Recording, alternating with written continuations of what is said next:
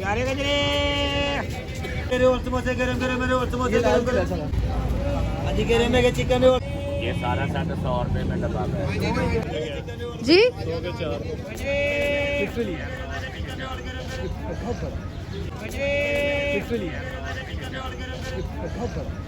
Drop it. What? Hold up.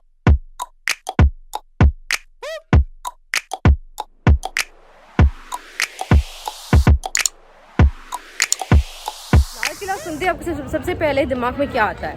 Anarkali. तो इस लाल किला से रिलेटेड अनारकली की ऑब्वियसली स्टोरी है जो मैं आप लोग को बताना चाहूँगी। जितनी मैं कवर कर सकती हूँ उतनी मैं बताऊँगी आपको। यहाँ का गेट मैं आपको दिखाती हूँ, बहुत बड़ा। तो ये है बेसिकली वो एरिया, वो गेट जहाँ से अभी हम एंटर होंगे। और यहाँ से एक मशहूर लव स्टोरी स्टार्ट हुई थी, जिसकी अनारकली और शहजादा सलीम की। लाल किला से वो दास्तान इश्क याद आता है जिसमें अनारकली को शहजादा सलीम से इश्क के गुनाह में अकबर आज़म ने जिंदा दीवार में चुनवाने का हुक्म दे दिया था।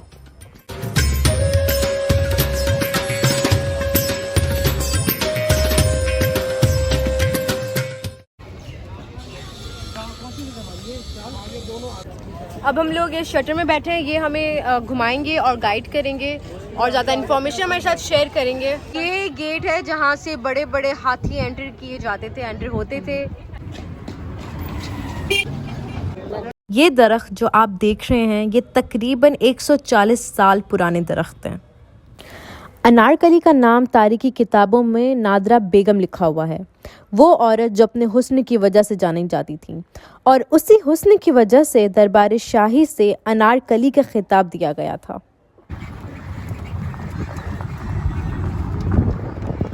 यहाँ पे अंडरग्राउंड भी बहुत सारे जेल थे जो कि अभी बंद कर दिए गए हैं, ये खिड़कियाँ बंद कर दी गई हैं। अगर मुझे नज़र आए तो मैं आपको ज़रूर वो दिखाऊंगी।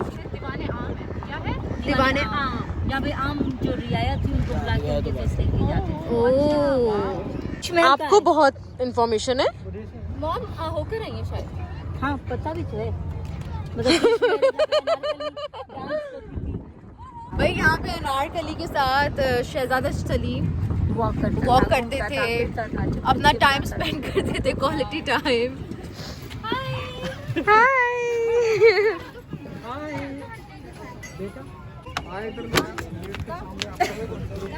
कभी यहाँ पे मोहब्बत के अफसाने होते थे, कभी यहाँ मोहब्बत के फसाने हुआ करते थे। जब अकबर आज़म को शहजादा सलीम और अनारकली की लव स्टोरी का पता चला तो उन्हें बिल्कुल भी बर्दाश्त नहीं हुआ और उन दोनों को सख्त तरीन सज़ा देनी चाहिए ताकि वो इससे बाज रह सकें। पर वो कहते हैं ना, आप दो प्यार करने वाले को कैसे अलग रख सकते हैं। तभी अकबर आज़म ने अनारकली को जिंदा दीवार में चुनवा दिया था। ये जो आप स्ट्रेट एक हवेली देख रहे हैं ये खड़क सिंह की हवेली है। आपने तो वो सुना ही होगा, खड़क सिंह के खड़कने से खड़कती हैं खिड़कियाँ, खिड़कियों के खड़कने से खड़कता है खड़क सिंह। तो ये यहीं से ही मशहूर हुआ था। सेंचुरी में उसके बाद 40 साल सिखों ने हुकूमत की, उसके बाद फिर अंग्रेज़ आ गए थे। तकरीबन मोर देन 2 सेंचुरी मुगलों ने रूल किया था ओवर सब कॉन्टिनेंट। पहले मुगल एम्पर थे बाबर, दूसरे हुमायूं, तीसरे अकबर। ये जो किला आप देख रहे हैं ये जलालुद्दीन अकबर ने बनाया था। उसके बाद जहांगीर था, फिर शाहजहां था, फिर औरंगजेब आलमगीर आ गया। औरंगजेब आलमगीर के बाद मुगल जो अम्पायर है वो डिक्लाइन होना शुरू हो गया था। फिर सिखों ने यहाँ पे कैप्चर कर लिया था। सिखों का जो रूल था वो 40 साल का था, 1799 टू 1839। उसके बाद अंग्रेज़ आ गए थे। अंग्रेज़ जब थे तो these used as a garrison, just like military base. काफ़ी इन्फॉर्मेशन शेयर हो गई है। आई होप आपको काफ़ी सारी इन्फॉर्मेशन मिल गई होगी रिगार्डिंग दिस। अच्छा, मुझे इतनी इन्फॉर्मेशन नहीं पता थी जो कि पता होनी चाहिए वैसे, टू बी ऑनेस्ट सबको पता होनी चाहिए। और अगर आपको ये ऑलरेडी इन्फॉर्मेशन पता थी तो डू लेट मी नो। नहीं पता थी तो इट्स ओके, आप लोग अभी पता चल गया। मुझे भी नहीं पता थी, मुझे भी पता चल गई है। अनारकली वो दिलचस्प कहानी है जो सिर्फ ड्रामों में नहीं पर फिल्मों में भी नज़र आती है। कुछ ड्रामे जैसे दास्तान मोहब्बत, जोधा अकबर और फिल्म अनारकली और मुग़ल आज़म, और भी बहुत सारे ड्रामे और फिल्म्स हैं जिसमें आपको ये कहानी इस्तेमाल होती नज़र आती है। तो रेड स्टोन जिसमें यूज़ किए जाते वो जयपुर इंडिया से लाया जाता था और इसके 40 सुतून हैं।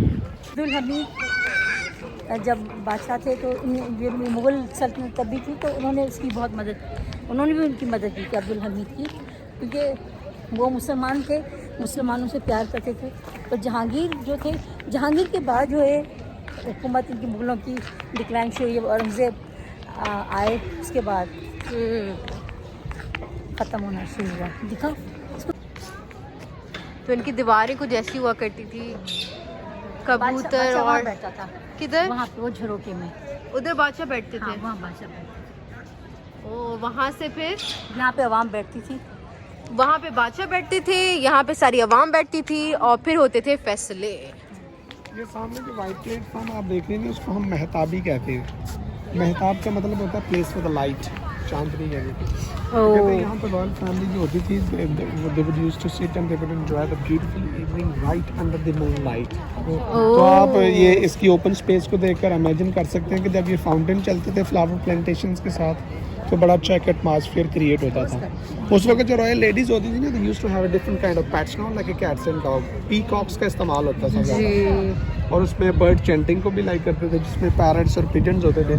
कहते हैं जब पीकॉक्स अपने पर खोलता था ना विद स्प्लैश ऑफ वाटर, तो ये चीज़ इन्हेंस कर देती थी उनके मूड को। जब फाउंटेन फ्लावर प्लांटेशन के साथ करते थे तो वो इसमें और भी खूबसूरती में इजाफा किया जाता है। वाओ। सराय पे ट्रैवलर होटल, ऊपर सर्दियों में रहते थे, नीचे गर्मियों में। इसके पीछे दीवाने खास है, आए दीवाने खास को देखते। अभी किला क्या होता है? जिसको हम भी एक्सप्लोर करने की कोशिश कर रहे हैं। देख नहीं रहे हम लोग किला के अंदर है, वो कुछ बता रहे हैं, हम लोग एक्सप्लोर कर रहे हैं, हम आपको भी बताएंगे फिर। जैसे कि पिछली क्लिप में बताया गया था कि ये लोग मोर को देख के बहुत खुश होते थे। उन्होंने इसी तरीके के एनिमल फिगर, ह्यूमन फिगर, इन सब का इस्तेमाल किया था, और ये सारा कॉन्सेप्ट ह्यूमन मेथोडोलॉजी में ऑलरेडी मौजूद भी है। एनिमल फिगर है, ह्यूमन फिगर है, ये सारी चीज़ें। बाकी ये रेड सैंडस्टोन की जाली हैं जो क्रॉस वेंटिलेशन के लिए इस्तेमाल होती थी। मिट्टी बरह रावी गुजरता था, तो विंडो से ये रोशनदान है जिनसे हवा जाती थी और फिर ठंडक पैदा होती थी। वो रहे पीकॉक, यहाँ से ठंडी हवाएं पास होती। ये क्या है? नीचे बेसमेंट है, ये रोशन, ये है बेसमेंट। नहीं नहीं, फोन गिरा गया तो हम कहाँ जाएंगे? अगर फ़ोन गिर गया फिर क्या होगा? गया फिर गया।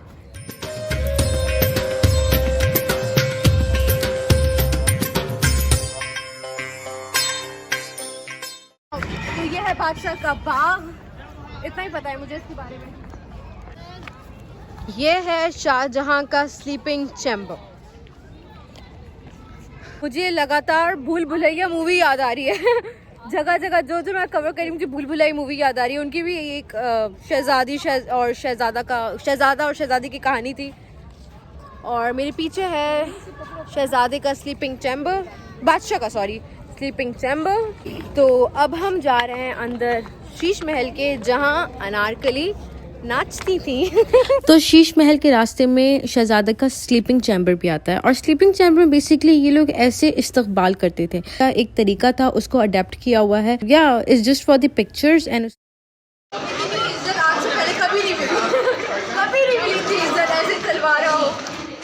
वाह, सही की इज्जत दी जाती थी भाई। आई थिंक क्या है ये? हिस्ट्री है, आई डोंट नो। हिस्ट्री, और ये रहा मैप, ये मैप है। तो हम लोग अभी इस वक्त इधर हैं, यू आर हियर। जब अनारकली के अब्बू अकबर आज़म के पास पहुंचे और उनसे रिक्वेस्ट की कि अनारकली को दीवारों में ना चिनवाया जाए, तो उस पे अकबर आज़म ने कहा कि वो उसे छोड़ नहीं सकते हैं, बट उसके लिए एक चीज़ ये कर सकते हैं, जिस किले में उसको चिनवाया जाएगा उसका एक सुरंग दूसरे शहर में जाके खुलेगा। तो अगर अनारकली अपनी जान बचा के निकल सकती है तो ठीक है, वरना वो यहीं पे चुनी रहेगी। और जिस दिन वो उस किले से भाग गई, उसका नाम उस अनारकली दिया गया था, वो किले में वहीं पे ही दफन हो जाएगा, और वो खुद नादरा बेगम के नाम से फिर जानी जाएगी, फिर से वापस वही आ जाएगा। तो मुझ में अनारकली की रूह आ जाएगी और फिर हम नाचने लग जाएंगे। ओके गाइस, तो हम फाइनली उस जगह पे पहुंच गए जहां अनारकली नाचा करती थी। जस्ट इमेजिन यू गाइस, कितना खूबसूरत मंजर होता होगा जब बादशाह की महफिल सजती हो। और ये जो आप गोल सा एरिया देख रहे हैं, ये बेसिकली फाउंटेन है, और रात में जब इनकी महफिलें सजती थी, इधर फाउंटेन ऑन कर दिया जाता था। जस्ट इमेजिन यू गाइस, मेरे दिमाग में एक इमेज बन गई है which is really really beautiful. हम लोग मूवीज़ में देखते हैं जिस तरीके से वो उन्होंने सेट डिकोर किया होता है, उस तरीके से नहीं होता होगा। मेरे ख्याल से उससे और भी ज़्यादा ज़्यादा खूबसूरत होता होगा, बट ऑब्वियसली जो सेट बनाए होते फिल्म में वो भी बहुत खूबसूरत है, उससे हमें काफ़ी सारा अंदाज़ा हो गया होगा. एंड आई एम श्योर आपके दिमाग में भी उसी तरीके का कोई सेट सा दिमाग में इमेज आ गई होगी. पर जस्ट इमेजिन यू गाइज, क्या खूबसूरत मंजर होता होगा. एक मूवी की एग्जाम्पल जो आई एम श्योर आप सब ने देखी होगी, जिसका नाम है मुग़ल आज़म. और मुग़ल आज़म में एक गाना जो आता है, जब प्यार किया तो डरना क्या. आई नो मेरे सुर नहीं है. इस मूवी में, इस गाने में एक्चुअली जितना बड़ा सेट दिखाया गया है, असल में इतने बड़े सेट नहीं होते थे. ऑब्वियसली मूवीज़ को अपने अच्छे सेट दिखाने हैं, सब कुछ अच्छा अच्छा दिखाना है, बट रियल में वो कुछ ऐसा दिखता था जहाँ अनारकली नाचा करती थी. तो आई होप आपको मेरा ये व्लॉग पसंद आया होगा, और अगर आया होगा तो प्लीज़ मुझे कमेंट सेक्शन में बताइएगा आपको कैसा लगा. नए हैं तो सब्सक्राइब करिएगा, बेल आइकन को ज़रूर प्रेस करिएगा ताकि आप मेरी फ्यूचर वीडियोस मिस आउट ना करें. अब मैं मिलूँगी आपको अपने अगले व्लॉग में. Until then, take care of yourself, stay healthy, stay positive, and yes, Allah हाफिज़, फी अमानिल्लाह यू गाइस.